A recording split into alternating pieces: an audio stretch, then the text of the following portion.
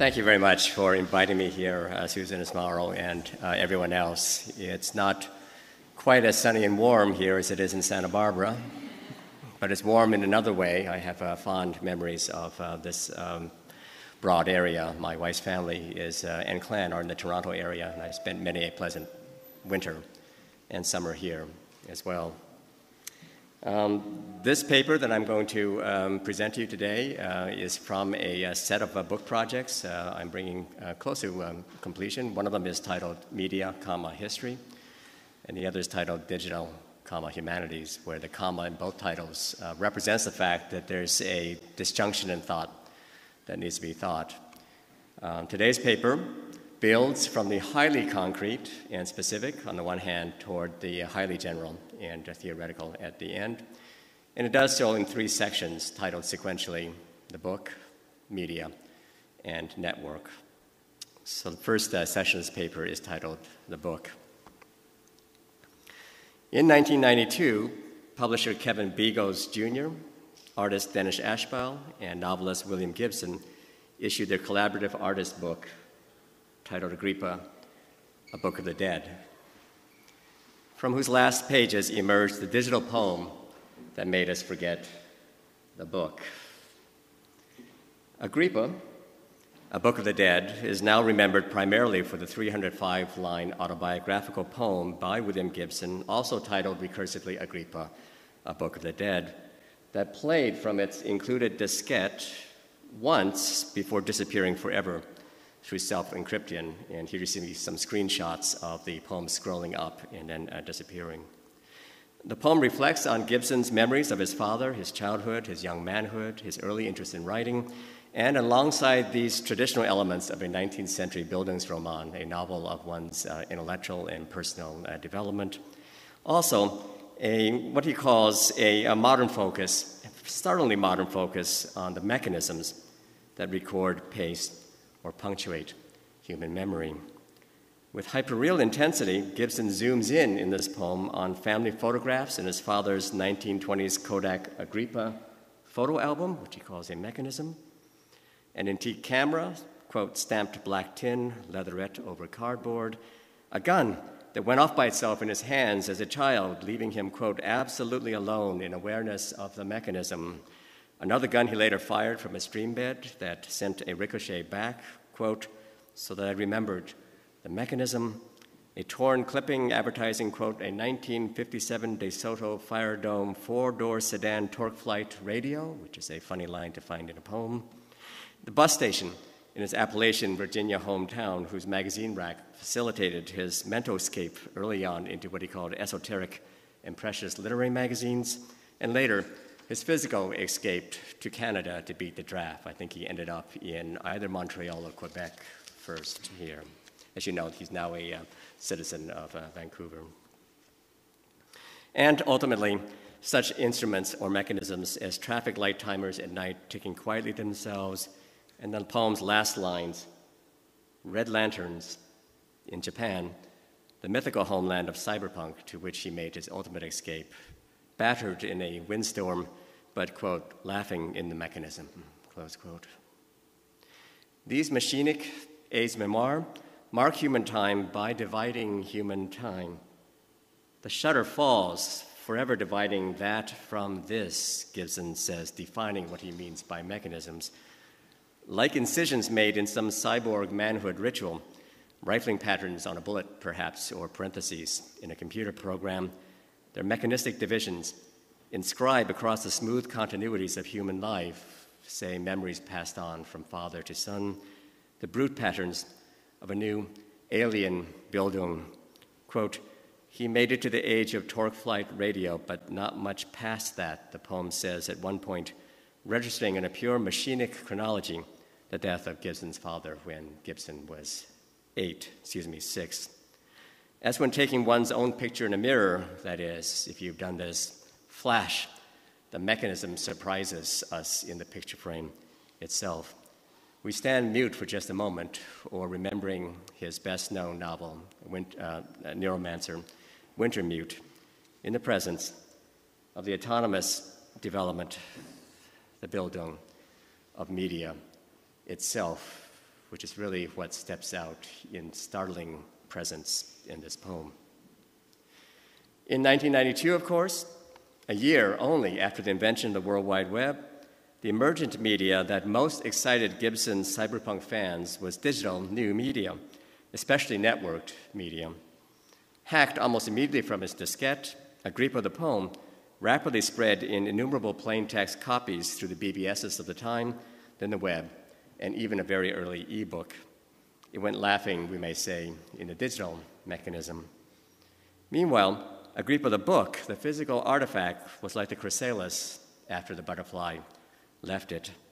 Rare to start with due to a lack of orders at up to $2,000 per copy, it was seen by almost nobody, and today survives only in a few private copies and 2 known public copies, one in the New York Public Library and the other in London in the Victoria and Albert Museum.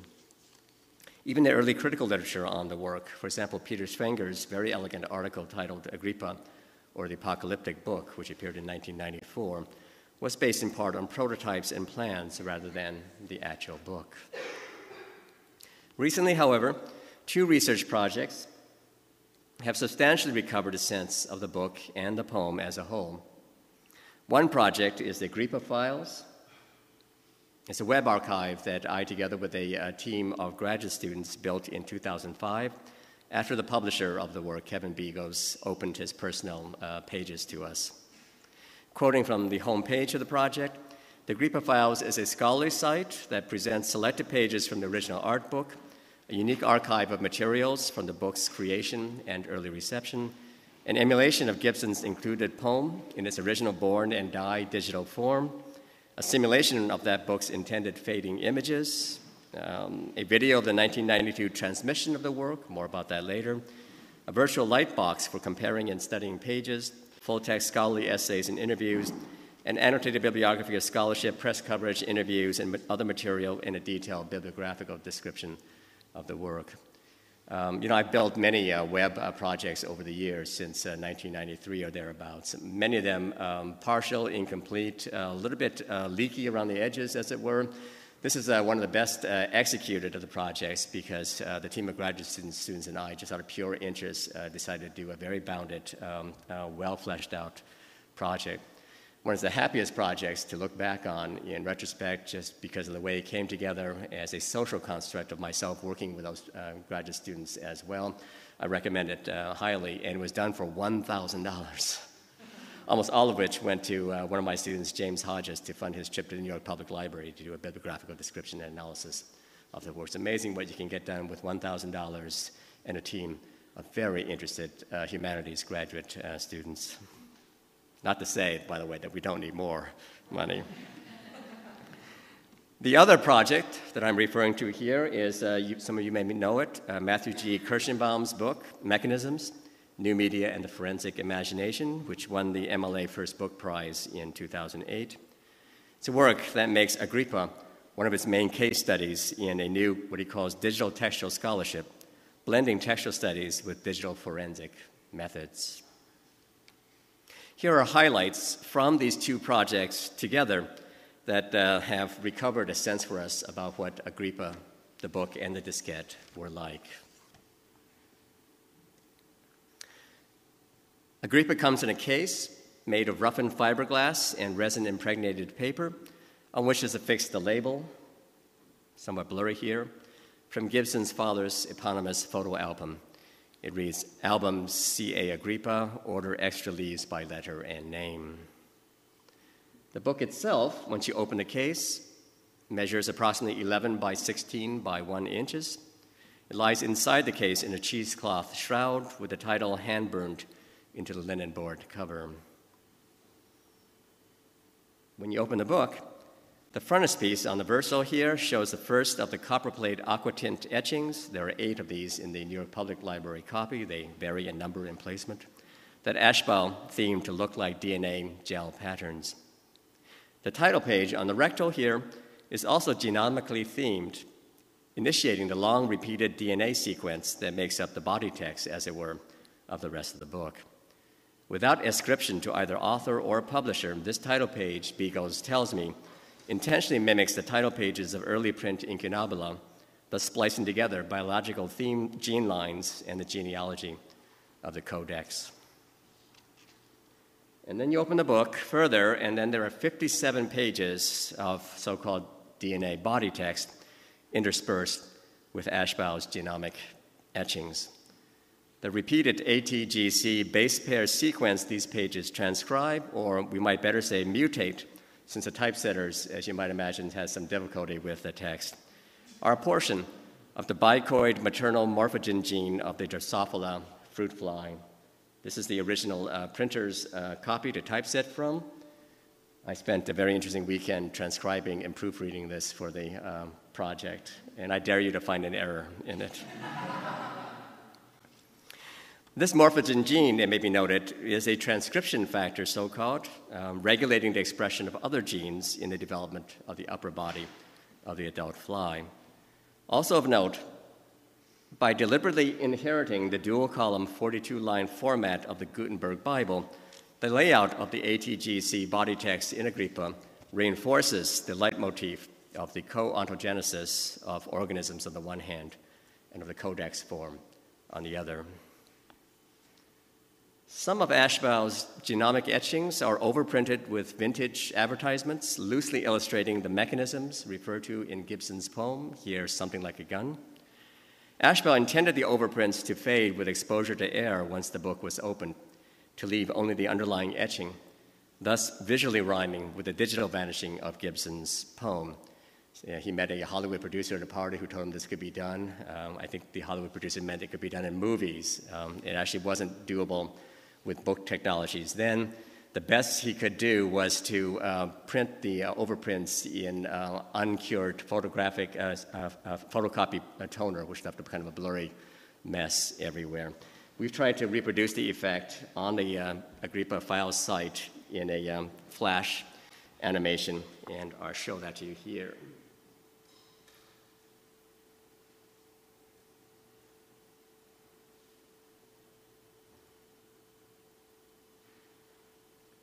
So that's roughly the intended effect.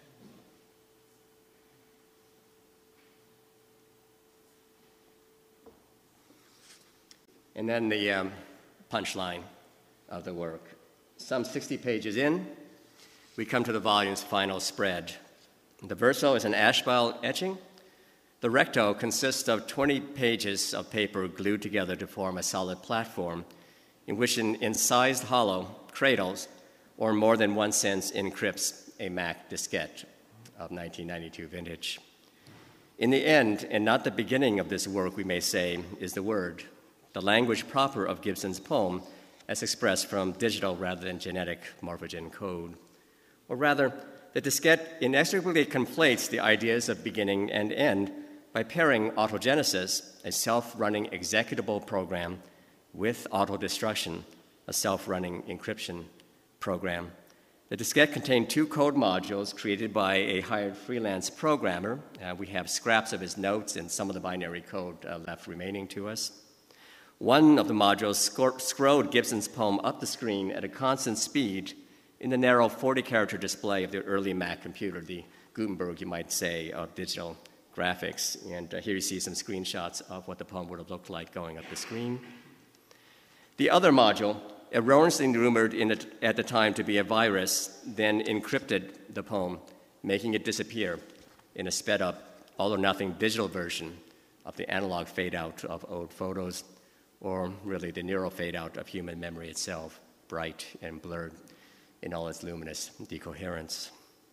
In 2008, I add, Kirschenbaum in a digital forensics lab at the University of Maryland succeeded in running an original Agrippa diskette that had been loaned to our Agrippa Files project by a collector. That lab did so by making a bit-level copy of the original diskette, a disk image as it's called, and operating it on a computer configured to emulate a 1992 era Mac. And you can now, if you go to the Agrippa Files site, see the original video scrolling up the screen. No sooner had we made that available online than a whole second generation of hackers became interested in it. I got an email message from a man in Amsterdam, Freek Wiedijk, who is a hacker and now an assistant professor of mathematics, I believe, who decided to set himself the mental challenge, could he go and hack the original poem from the diskette without any other means? And indeed, he succeeded in doing so, recovering a text of that poem, which interestingly differs from the online versions that you'll find today, as well as the official copy on William Gibson's website. The second section of this paper is titled Media. What do we ultimately learn from Agrippa, a book and a diskette of the dead, as recovered from the projects The Agrippa Files and Kirschenbaum's Mechanisms book? If I were to identify one general lesson which points toward the larger methodological horizon behind such research, it is that books are profoundly integral with and not prior to media history. Book history and media history, in other words, belong between the same covers. And seeing one in light of the other makes us recognize just how strange themselves actors in what I've called the autonomous Bildung of media. Books have always been as one of our greatest media mechanisms. This was true from the beginning when, for example, as historians of the book tell us, the Codex Bible, over and above its message, achieved symbolic value qua codex as a mark of difference from Jewish and Roman scroll culture. And it's certainly true now in the age of late print and post-print, when the slightest glitch or unfamiliarity provoked by a new reading platform makes us recognize what really lies behind contemporary text, a whole alphabet soup of doc, PDF, LaTeX, HTML, XML, EPUB, and other files generated in an end-to-end production and consumption process of writing, editing, publishing, selling, reading, commenting, and sharing, increasingly mutated into a digital mechanism.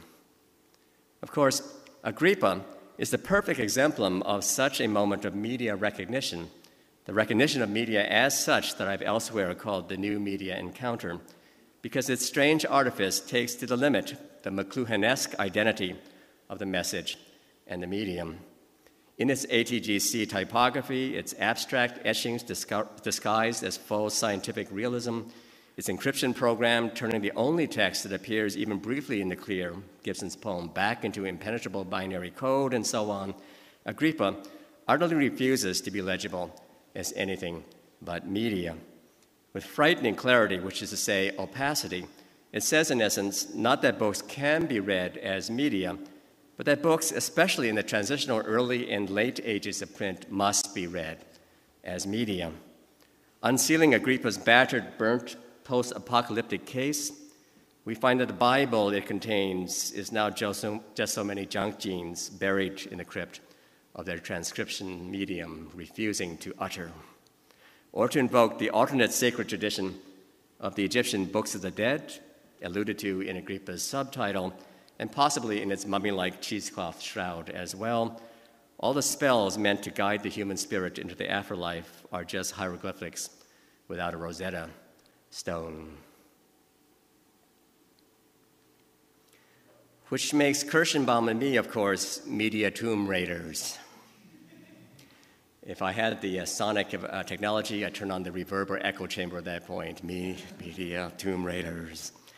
The general method for which the larger intellectual horizon I indicated above is now called media archaeology.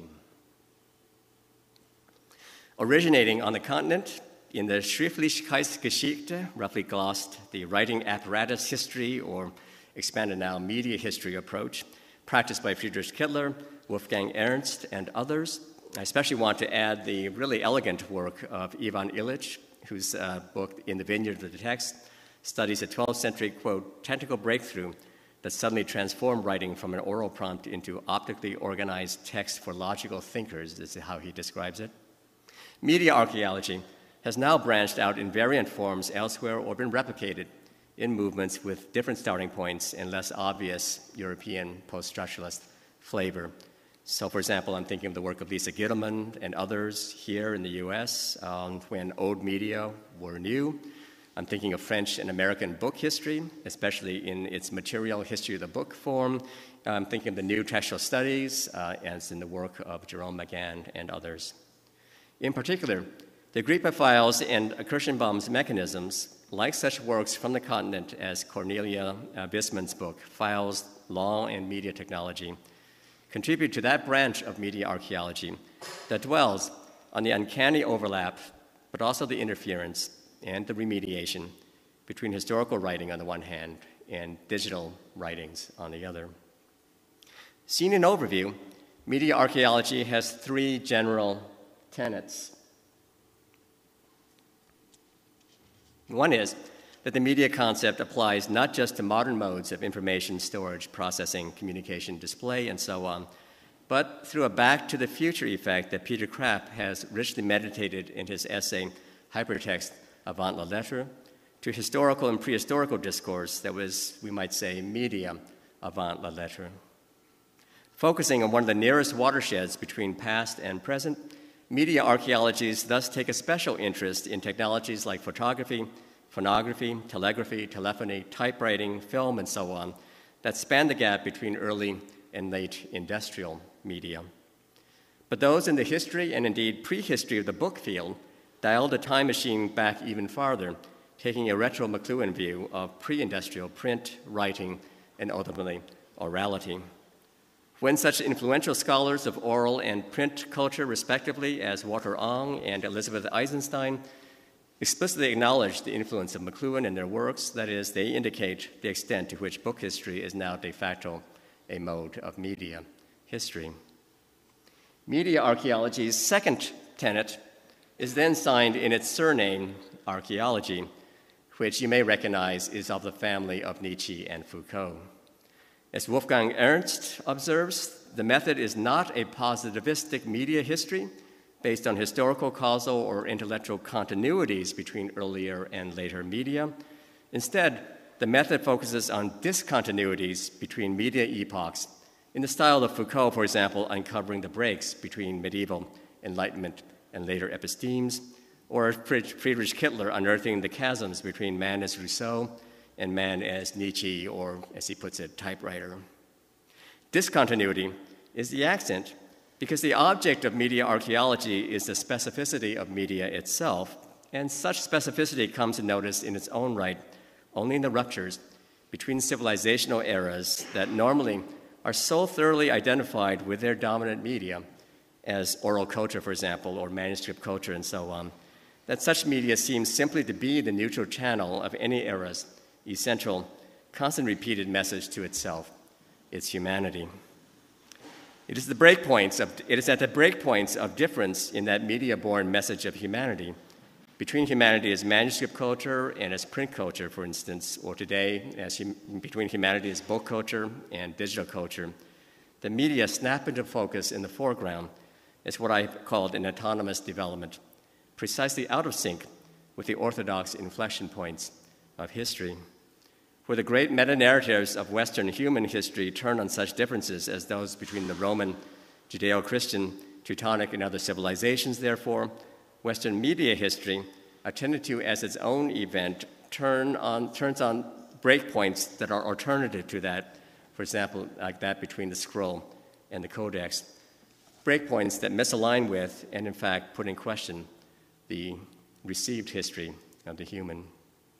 It is in this sense that media history may be said to be autonomous of humanity, not because there's such a thing as media determinism, a paper tiger that I think has confused discussions of media for too long, but because media history is the witness of humanity's other histories.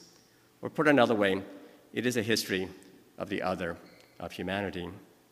Media registers the possibility of an agency of history different from that which any particular epoch sanctions as the same or self-agency of its civilizationally autistic humanity, communicating to and within itself, or best able to displace its own spiritual isolation only onto imprisoned or enslaved selves forced to be incommunicado. Like the wall poetry carved in the holding cells of California's Angel Island by early 20th century Chinese immigrants who had no media with which to communicate through the stone firewall of the American self, especially not the identity media controlled by the record keepers of who gets to count as human. Media is the proxy for pent-up modes and moieties of human agency, misrecognized as inhuman, and thus heard as lacking any communicative agency at all. That is, until that agency suddenly breaks out as if from nowhere is what we call the media revolution today, as happened recently in the so-called Arab Spring. After all, what does it matter what an illegal immigrant has to say.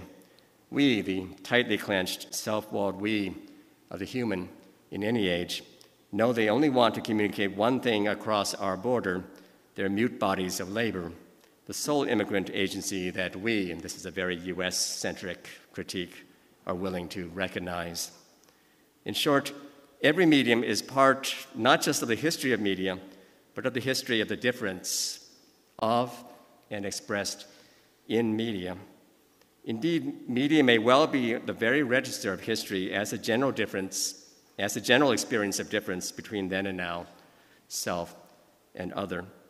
In the primal archival moment when we stare into an old manuscript or book, or for that matter, look at a very strange wall, a mask, a pot, a drawing, a film, or an art installation like a shark in formaldehyde, and discover that we do not recognize ourselves, at least not in the way we want to, in the mind behind that strange artifact, that's the moment when we learn about otherness through the ineluctable facticity, the impenetrable there-ness of the medium as its own and not our fact. The third tenet of media archaeology then follows from the fact that today's practitioners of media archaeology seem to be most different from one epoch of history and media in particular. I refer to the period from the Enlightenment through the 19th century, dominated intellectually by the great civilizational meta-narratives of historicism, philosophical hermeneutics, and philology that were simultaneous with the peak dominance of the print medium. Especially among German media archaeology, schooled in and thus now kicking back against the continental philosophical tradition, the point of media archaeology is that we should not study media to come to a hermeneutical or interpretive understanding of it in the way that, for example, Ranke, Michelet, Hegel, and others so on understood the spirit, what they called the Geist of the French Revolution, the European nations, and so on in their great, gigantic print books. Instead, we should precisely not understand media, or what is the same, understand it to be a refutation of human understanding. And by the way, our own prose style should not make sense either, at least not in the high-ode narrative cum philosophical style. Thus we note that Kittler's prose, similar to that of extreme deconstructive new historicists and other post-structuralist prose, flaunts its anecdotes, its bricolage, its discontinuous jumps, its undecidable literal, metaphorical comparisons, and so on, as a pantomime of the hermeneutical unintelligibility of media. It's a very kind and complicated way to say that if you really read it closely, Kittler's prose actually doesn't make any sense. Such, David Welbury writes in his foreword to the English translation of Kittler's book, Discourse Networks, is media archaeology as, quote, post-hermeneutic criticism. Or as Hans Ulrich Gumbrecht puts it in his essay, A Farewell to Interpretation, such as, quote, a materialities of communication that criticizes the humanities as hermeneutics, as a group of disciplines grounded on the act of interpretation as their core exercise, close quote. We might somewhat freely ventriloquize the anti-hermeneutical stance of such media archaeology as follows, in the next paragraph is in italics here. We're tired of making sense. Let's make a clean break by just listening, first of all, to the low-level hisses and pops of the recording media itself. Then let's jump, this is the characteristic European move, to the observing the very high-level social-technical systems that emerge from and feed back into that media. That way, we'll no longer be stuck in the middle between the signal and the system, where the operation of the feedback loop is assigned such oppressive, or at best boring names as self, humanity, history, civilization, and most boring and oppressive of all, meaning, with the proper names of the Logos, God, Geist, and so on. In brief, the ATGC code in Agrippa is not that different from Christian Morgenstern's nonsense poem, The Great La Lu Lay, which is the namesake of Kittler's really quite brilliant chapter in Discourse Networks devoted to a stochastic rather than hermeneutical understanding of humanity. I don't have the German, but I'm told with confidence by those that do that it wouldn't make any difference. The third and final section of this paper is titled Network. But some areas of media archaeology are lagging. One of the most important, I think, is network archaeology. I now enter into the record an aspect of Agrippa that has so far remained invisible. The way the book and its diskette were actually just the most important nodes in a dynamic, distributed swarm of artifacts that, in the last analysis, existed less as an archive of preservable objects than as what I will call a post-archive of transient events. In the vocabulary of the history of the book field, the swarming event artifacts I refer to were ephemera. In the equivalent terms of so-called tactical media in digital media studies, they were vectors. Quote, media vectors have fixed properties, Mackenzie work writes, like the length of a line in the geometric concept of vector, yet that vector has no necessary position. It can link almost any points together, close quote. Agrippa, in other words, was an aggregate phenomenon that mixed, linked, and circulated, let's call them vectoral ephemera, not into a collection, a variorium, or a corpus, familiar constructs of bibliography or corpus linguistics, but into a post-archive, which is to say not an archive at all, characterized by consistently dynamic behaviors, inheriting some of the features of 20th century mass media publicity, some of 1960s avant-garde happenings, and there are many other analogies that one might reach for. In the early 1990s, crucially, such behavior was being remediated under the emergent concept of networking. Agrippa, we can say, was not just a book as media work. It imagined, though not with enough stability to make the verb into a noun, how a book might network. Here are some highlights of Agrippa as a hybrid print and digital networking, closing with the work's literal attempt at linking up with the internet of its time. Thus far, I've simplified by speaking of one Agrippa. In fact, the so-called deluxe edition of the work was shadowed by a planned regular or small, cheap edition of 350 copies, most of which were later pulped because Ashbel, the artist, objected to it aesthetically. This is my personal copy, which is a gift from the publisher after we created the Agrippa Files project, and you see that it comes quite elaborately cased on its own, though I'm sad to say it has no diskette in it. In essence, Agrippa came, that is, with its own paratextual ephemera akin to cheap texts, for example, chapbooks or paperbacks in the history of the book field. Indeed, the more we looked into the bibliographical history of Agrippa, the more we're distracted by ephemera, another outlier transient phenomena.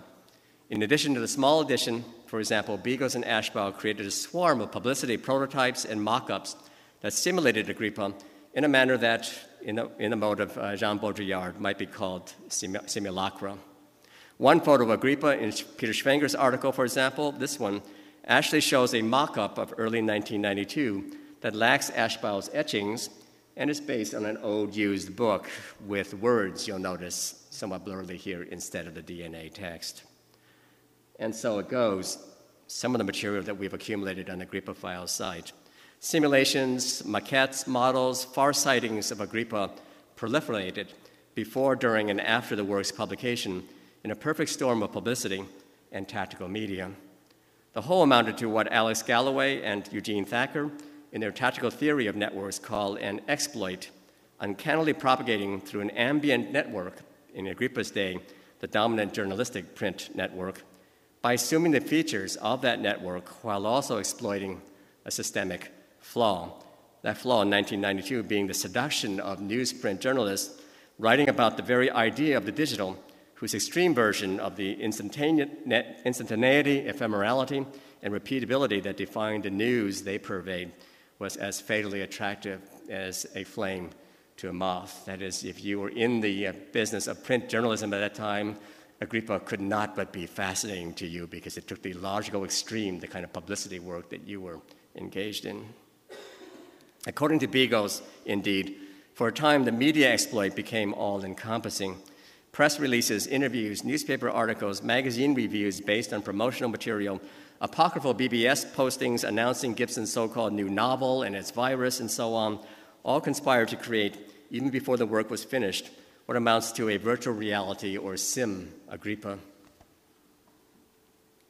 Here, for instance, is a press release that describes Agrippa as cased in a wrought metal box, which turned out not to be the case, and as infected by a virus program.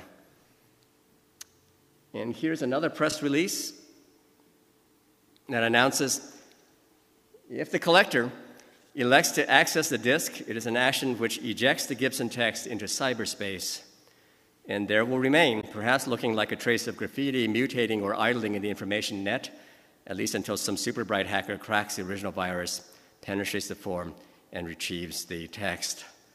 Thus was Agrippa transformed into a neuromancer-like computer deck, somehow jacked directly into the network by, you might call it, air modem, riffing off of, guitar, air guitar. The pièce de résistance was then Agrippa's actual attempt to jack into the net. Whoops. I refer to the so-called transmission event with a capital T of December 9th, 1992, marking the work's gala public debut.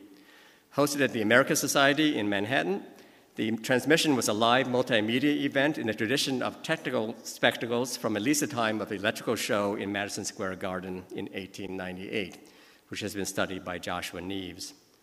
As glimpsed in an hour-long bootleg video of the event, shot by graduate students at NYU's interactive television program, a video now that's on the Agrippa Files site, along with a later sort of avant-garde artistic remix of the video that those students created out of their footage called Re-Agrippa, which is a joke I've inlaid here in the event itself.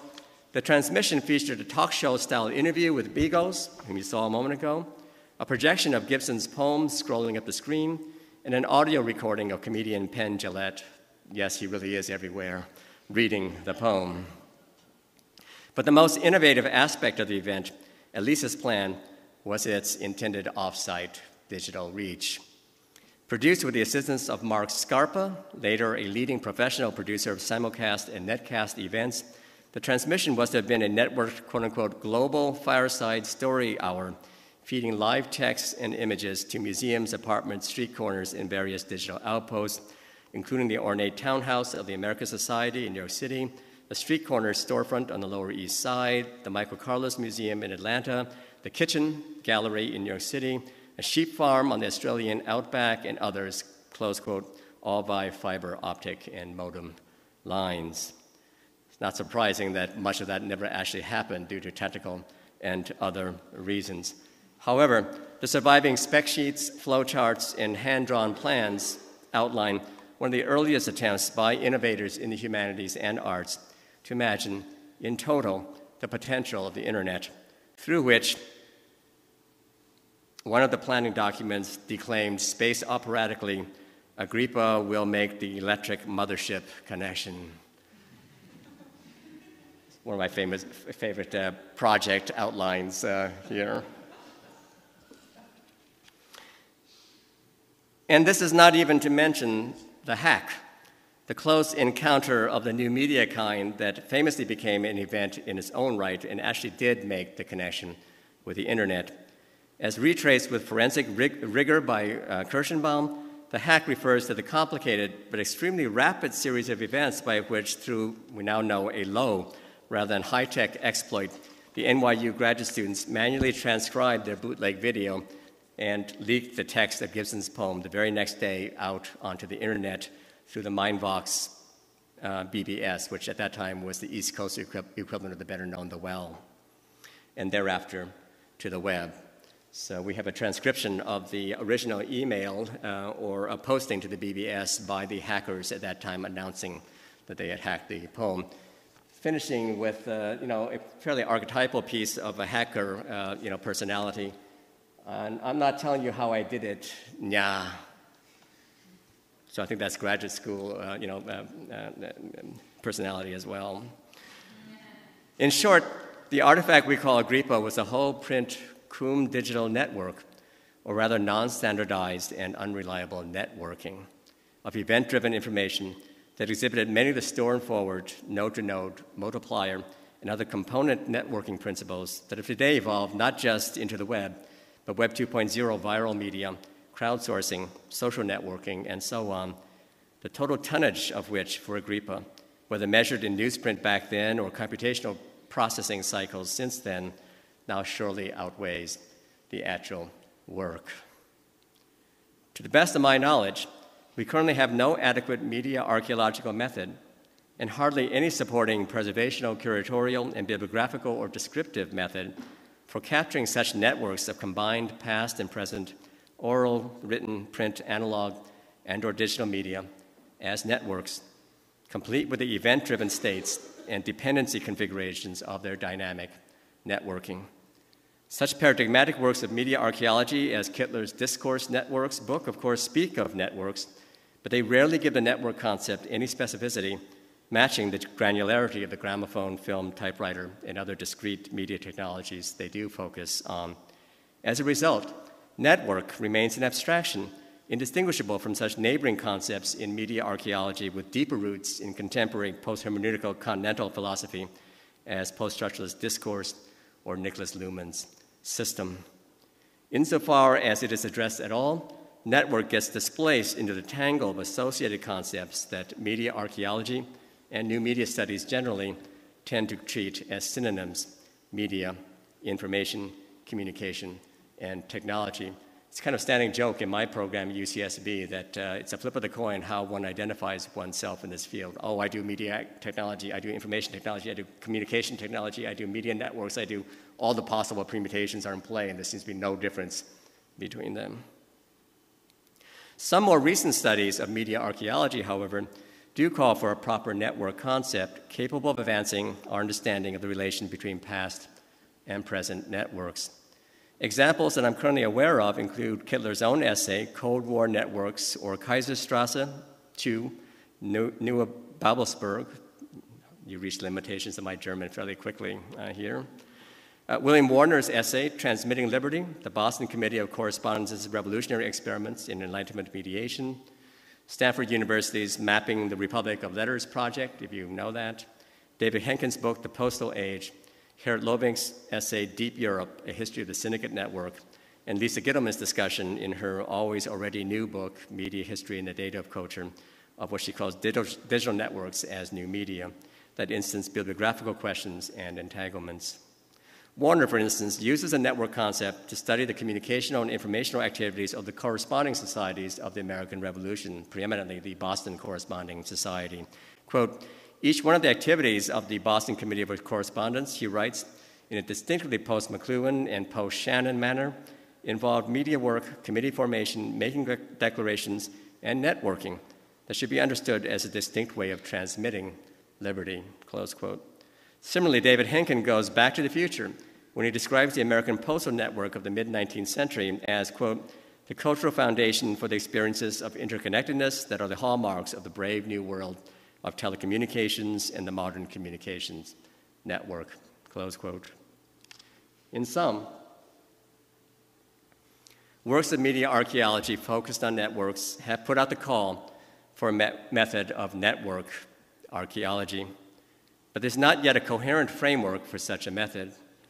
I want to conclude, therefore, by hypothesizing a rough framework in the form of 4 recommendations. In here, I have to confess that I've reached the limits of my own theoretical and practical knowledge. These are kinds of tests I'm going to run up eventually in my lectures against people who know a lot more about these fields than I do, and so this is a call for corrections and revisions and extensions of this series of recommendations. 1, for such a method to work, we have to treat individual works, first of all, as proto or micro networks. This means that media archaeologists should reconstitute the ground of the problem by breaking through the conceptual divide between discrete works, whether books, multimedia works, born digital works, or otherwise, and networks, by treating any work as from the first a network architecture. In other words, it's not the case that first there are individual works and then we transport or link them through a network. Instead, individual works are internally networked according to general networking principles. Here I take a page, that is to say, precisely not a page, from today's limit case, born digital works, especially those in the creative writing or creative arts communities, tallied, for example, in the Electronic Literature Organization's directory, the same organization's electronic literature collections, the rhizome.org site, the ELMSIP knowledge database, and so on. After all, creative-born digital literature and art often do not conform to the conventions of born print works, and therefore cannot be digitized and merely shoveled onto online platforms, which is to say, platforms that are constrained to be like or sim print. The best, and even the worst, of creative-born digital works break the like print mode, making it very hard for librarians, bibliographers, editors, textual studies scholars, the text encoding community, and others to manage them through archiving and metadata standards premised on an assumed formal cohesion codified by centuries of print conventions that just needs to flow through today's digital networks en bloc, like a bound book or its digital simulacrum, a PDF file. Because creative-born digital works rely on dynamic, often unconventional ways of interrelating content files, reader-interpreter programs, documentation files, physical media, and so on, not to mention constantly changing iterations of the above, and all in an ambient environment of changes in computer hardware, software, the internet as a whole, they require a post-archival bibliographical framework that can treat them as what amounts to internally networked phenomena. Kirschenbaum, in a 2002 article entitled Editing Interface, Textual Studies in First-Generation Electronic Objects, thus proposes that for born digital works, we need a new bibliographical framework that can track dynamic layers, versions, releases, objects, states, instances, and copies. That is, to see each work as compounded by components of those events in different configurations. Similarly, an Electronic Literature Organization white paper of 2005 entitled Born Again Bits, a framework for migrating electronic literature, for which I served as lead author. It's about how to preserve born digital creative works, proposed the following swarm concept of born digital media. Quote, from the point of view of long-term digital preservation, the entity of interest is not necessarily any discrete object, but the working relationship among objects, each of which may mutate that assures readability. This means that the intact original work in its initial instantiation, for example, a work authored for HyperCard, StorySpace, or a particular generation of web browsers, JavaScript, Flash, and so on, loses its iconic status and becomes just one of many possible manifestations of a preserved work. Complex digital works are a kind of swarm behavior. Individual files, formats, scripts, software environments, and so on may perish, but suitable replacements may be found that allow the living relationship that is a swarm to continue. Close quote. I note that recent library metadata standards are consonant with such an approach. The METS, Metadata Encoding and Transmission Standard Protocol, for example, envisions holding digital works as a structural map of file inventories accompanied by metadata guiding the interpretation or the reintegration of any work. It also accommodates, by the way, very loosely conceived metadata buckets, as they call it, for software behaviors and other phenomena that might assist in running works in the future. My second recommendation for such a methodology of network archaeology: treat micro-networks of individual works then as part of a macro network. In essence, this means that our familiar paradigms of the library, the collection, the repository, the archive, and so on may be increasingly obsolete, or put another way, metaphorical for today's network-oriented archiving needs. For example, consider a research library. And I'm waiting here for some librarian to stand up and tell me I'm completely wrong about this. This is one of the edges of my own knowledge that I refer to. Primary missions of such a library include holding works, for example, shelving, organizing, and curating them, and also providing finding aids, facilitating access to works, for example, by yesterday's card catalogs or today's digital metadata apparatuses. Rarely, if ever, to my knowledge, does the history of the holding and finding state of the library itself, for example, the evolution of a particular collection in the context of that collection's changing shelf, card index, or database systems in their own wider context of evolving relations to external libraries and protocols, for example, JSTOR, ProQuest, et cetera, to international metadata standards, and to the changing base of the local user communities. Rarely does all of that enter into the foreground as content to be made visible to the users themselves. Yet this is precisely what a library, what I'm calling a post-archive of networks in the future, increasingly needs to manifest to scholars, among whom media archaeologists attempting a network archaeology are a vanguard. For instance, due to the changefulness of networks, scholars might want to see the relation of a holding in the system at any one time to holdings past or present. They might also want to see the structure, capacities, and philosophy of the holding system itself, so that, for example, following the research of Ramesh Srinivasan and Robin Boast, really interesting work on bridging between museum metadata schemes and Native American Zuni classifications of their own artifacts, we might be able to see how that philosophy of a holding system matches up against other ethnographically based holding systems now and in the past. In addition, scholars might want to see something like an animated social network diagram of past and present user access to those holdings, where the very temporality or sequencing of access itself becomes a datum of note. In short, it may be that as we increasingly see all knowledge to be network knowledge, we'll need to shift the paradigm of a library in the direction of the new paradigms of, and these are the technical phrases in this field, data provenance and data lineage, now advancing in the sciences.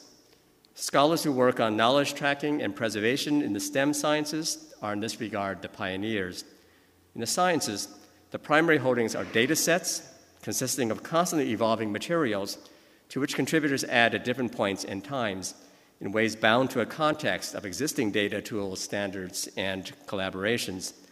A provenance or data lineage aware method of preserving scientific data sets thus requires sophisticated systems for tracking dependency relations and temporal inflection points, so that, for example, a researcher can know what data available at a particular time and place in the company of which pre-existing data and tools touched off what other pathways of data acquisition.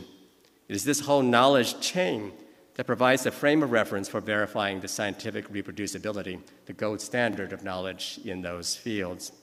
As Rajendra Bose and James Frew thus write in their article, Lineage Retrieval for Scientific Data Processing, their context is the geosciences, quote, during the past 2 decades, research projects have yielded designs, prototypes for computing and information systems that preserve and retrieve the origins and processing history, that is the lineage of objects and processes. Geographic metadata standards from the last decade require lineage as part of a data quality report. The data quality information is included to protect potential data consumers from unintended consequences resulting from, for example, misinformation or mistaken assumptions about data collection methods, measurement precision, or scale. Put simply, if you don't know what the system was capable of at the time, you don't know what the knowledge horizon of any experiment was. Needless to say, the engineering, storage, processing, metadata, and other research and development problems involved in expanding the scientific data provenance model into a general method for archiving, or in my coinage, post-archiving humanistic, and other extremely messy, not well-behaved, non-scientific data is extremely challenging.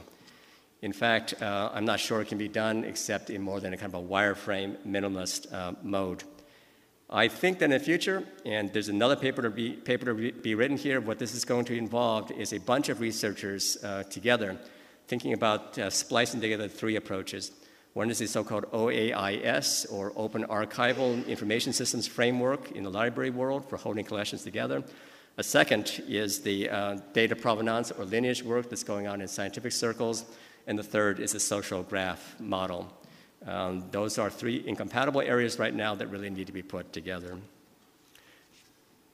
Third, and I'm drawing rapidly to a close, most of the examples I've just cited, geoscience metadata, for example, are contemporary and digital.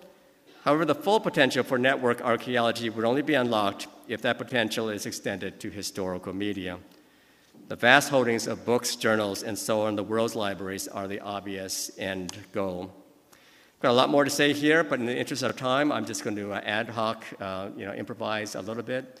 My basic message here is that if you think about it, the material in our libraries that are well described by bibliographical standards are really the tip of the iceberg.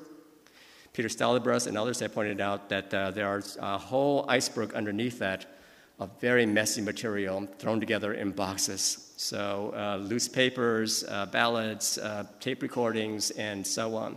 Works that, like the materials I've assembled in the Agrippa Files project, have an ephemeral network quality to them.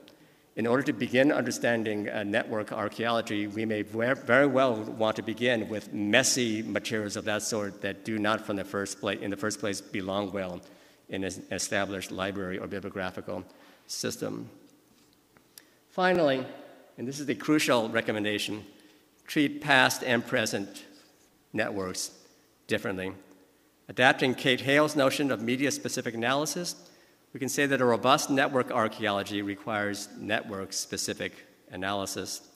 It's not enough to say that historical networks are like contemporary digital networks, in other words, or even that networks simultaneous with each other are alike. What's needed is an awareness of technically, historically, socially, and culturally different network typologies. The difference, for example, between primitive store and forward networks compensating for materially, geographically, or politically constraining conditions, Renaissance ballad peddling or BBSs in developing countries, and Web 2.0 style many-to-many networks today. The goal is to disambiguate major network paradigms from each other and from such neighboring concepts as system, discourse, and community.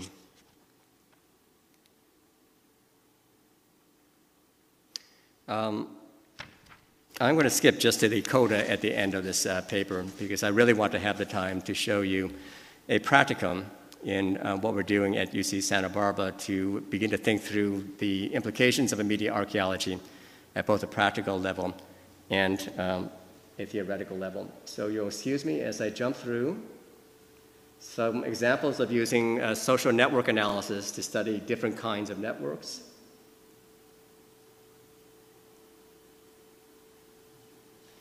To the ROSE project, which stands for Research-Oriented Social Environment, which we're working on now. It's a project that emerged from a project of 5 years duration, 2005 to 2010, titled Transliteracies on Online Reading Practices and Technologies. It's now being continued on the basis of a NEH Digital Humanities Startup Grant at the level 2 funding level. It's on live in a restricted format now, but I think it's more efficient if I simply tell you about it based on some PowerPoint or rather Prezi slides. It's a project whose basis is the thought that today it's not enough to think about the repositories of human bibliographical knowledge as on the paradigm of a library, nor is it enough to use the other favorite paradigm of today to think of it as a social network. What we really want is to put those two paradigms together and to map the bibliography of humanistic knowledge on the basis of a social network and vice versa. The simplest way to tell this story is to relate an anecdote from my family's life. My young daughter at that time, when she was young, we sent her to the library one time. She was in early high school. She had her first real research assignment. And so we snuck her into my university library with my library card. And the assignment was to come out of it with 10 citations that she could use for her project. She came home in tears. Dad, who do I ask? Dad, what's the difference between Reader's Digest and some scholarly journal? How many sources should I have? How old should the citations be? You get the sense of what I mean. Unless you know all this already, a research library is a forbidding experience. And frankly, let's not make this too juvenile a description. For anyone beginning in a new field, a generally new field, it's a very humbling experience because you just do not know the landmarks, you just do not know the whole system at work there. What she needed was not necessarily to go to one individual, like a librarian, who could tell her where to go to look, nor did she just need that one authoritative first book that would clue her into the whole field. What she needed, this was the light bulb in my head, was the interplay between those two paradigms of the library and of the community. She needed a sense of how the two interrelate, how books are constructed by a community of scholars that then construct a community of works and that entire knowledge scape, the orientation toward, is what gives you a sense of comfort that you are exploring on enough ground that you're not lost in that forest of past there. So the idea is to take a fairly large body of bibliographical material. We've now machine harvested material from Project Yago, from the Gutenberg Project, and also from the SNAC Social Networks and Archival Context Project at the Institute for Advanced Technology and the Humanities at the University of Virginia, to create a very large social network graph of the relations between authors and authors, authors and documents, documents and documents. The idea is, and these are some of the unique features of this, that every author and document in the work has their own Facebook-like profile page, whether they be dead or living works. And in fact, a short way to caption this project is that it's a Facebook for the Dead project. And beyond that, those document and person pages should constantly evolve. And they should evolve in such a way that they grow beyond the bare wireframe bibliographical information that we currently have ingested through algorithmic means in the system. We want our users, beginning with students, to begin to elaborate, annotate, and thicken the description of relations between authors and between documents so that it becomes what Clifford Geertz would call a thick description of that knowledge environment rather than a thin environment. Fine-grained relationships. Not everyone is just a friend of anyone else. You can also be an enemy, lover, brother, cousin, spouse, many other descriptors. This is the actual user interface for entering and relating those documents and authors. Here's an example of a person's profile page. I've labeled historical people. It's my profile page in the system. I'm obviously not yet a historical person. But you'll see that among my friends or external relationships is the poet William Wordsworth, the subject of my first book. And if you then go to William Wordsworth's profile page in the system, you'll see that listed further down somewhere are not just his relations at the time, Samuel Taylor Coleridge, his sister, and so on, but me as a later critic. These are profile pages for documents. The rough thesis of the project is somewhat like that of Bruno Latour. Some entities, objects, actually have more agency than actual people. So, for example, the Declaration of Independence functions in a bibliography as something like an agent. It has agential qualities to it. And these profile pages evolve as well. Visualizations we're working on. The idea is that as a student, you have to be able to visualize the relationships of social relations between people and documents. And the most exciting thing that we're working on right now is a storyboarding concept. We want to create an environment in which one's history of navigation is automatically tracked. One's history can then be selected out and saved as a collection of relationships between people and documents. And then on a manual basis, you can drag nodes in that collection onto a storyboard that allows you to craft what we call an argument or a story that you tell someone else.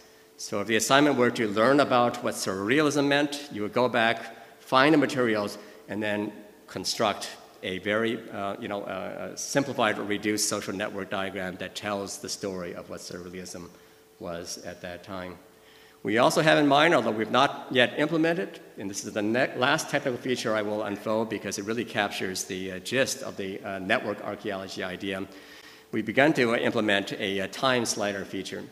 The idea is that you ought to be able to move that time slider back and forth in time to understand what that network of knowledge of people and documents looked like, say, in 1800 as opposed to 1900. If we can do all that, and this is just a prototype, a conceptual kind of mock-up, which is working sort of at the moment, if we can do that, we'll have a sense of what a network archaeology might be. So I'll close there.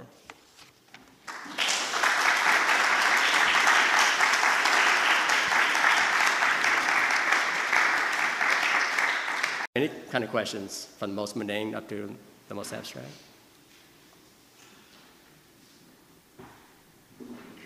No? Yeah, sure. Thanks. With the Rose Project, you're focusing on profiles for documents and people. Have you thought about profiles for events themselves? So you organize it? Yeah, I was at the Digital Humanities Conference up at DH 2011 up in Stanford in, I think that was May or June. and listen to a fascinating panel of historians who are working on the theory and practice of event histories. It begins with a philosophically rich, problem of what an event actually is. It got me thinking that events really have their own agent-like status and also artifactual status, and could be modeled on the basis of, by comparison with a document or with a person. If you are fully a subscriber to the, Bruno Latourian worldview of, actor network theory, there's no good reason why an event could not be conceived of as working exactly like a document or like a person. They acquire something like an agent's quality in the system. It's a very anti-foundationalist, non-essentialist understanding of what human phenomena are, which cuts the ground out from under traditional notions of human subjectivity and agency.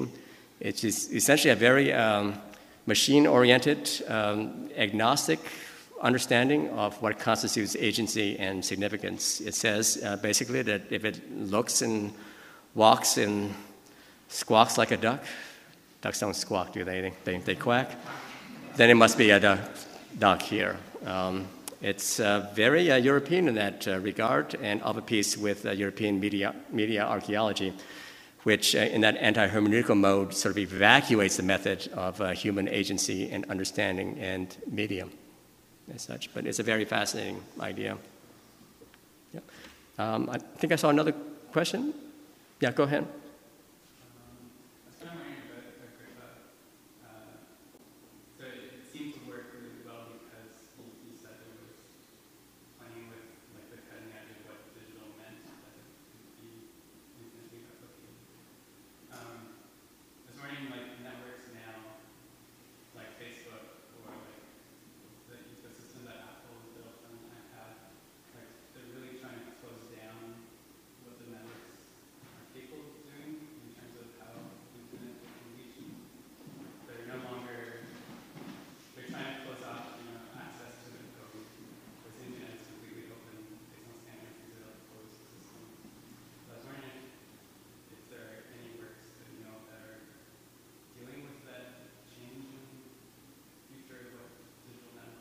Yeah, there are a lot of people studying this particular topic. They're studying, for example, such things as so far as they can because of the black wall of proprietary knowledge that these systems impose. They're studying Amazon, they're studying Google, they're studying Facebook, they're studying Twitter as well to see how these systems work. These are difficult areas of study. It's unlike, for example, the clone of Facebook, I forget the name of it, that's in China right now, which allows API external access to friends of friends that allow one to reconstruct how that system's architecture actually works. Facebook doesn't right now allow that kind of transparency, so it makes studying these systems very, very difficult. The point of studying these systems is really an important one, politically, socially, and epistemologically. It goes hand in hand with my point that we really need to understand not just networks, but the differences between networks past and present. BBSs were very important to developing nations such as Vietnam and other southeastern nations, partly because of geographical constraints and partly because of technology constraints, but also because they circumvented centrally controlled aggregator control in different ways. And the real irony is that today, in the age of Web 2.0, our famously so-called many-to-many networks such as Facebook and Twitter, Google+, et cetera, seem to function in that many-to-many fashion, but they've aggregated control in a central database, concentered, or rather cloud-concentered controls in ways that are antithetical to that peer-to-peer system. There are broad differences between typologies of networks with huge social, political, and ethical differences between them, and we're just at the brink of beginning to discover and imagine what these differences are and which ones are important. It is an open empirical question at this point, at least so far as I know, whether the universe of networking is convergent or divergent. And by that I mean, as network history unfolds, are we headed toward an era in which there will be only one?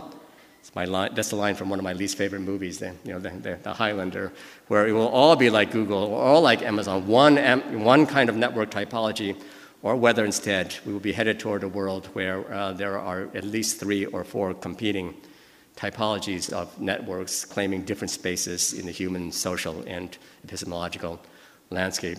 It's one of the great benefits of studying networks in the historical past, which you can look at as a kind of a rainforest, a reserve of different kinds of networking typologies to just keep your mind open about what might be possible in the future based on what was possible in the past. Take that, Amazon and Google. It doesn't all have to be you, right? So, any other questions? Yes, your name is, yeah? My name is Mark Litzen. I'm a professor here at the University of Guelph. I want to thank you for a theoretically rich talk and for doing such incredible research. I actually identify with being a media archaeologist. Archaeologist. I'm trained as a media ecologist. When I teach media history, I step even further back and I begin with our early hominid ancestors. And so when you were telling the story of your daughter in the research library, I first stepped back and was thinking, what I thought your daughter needed was an educator to help her.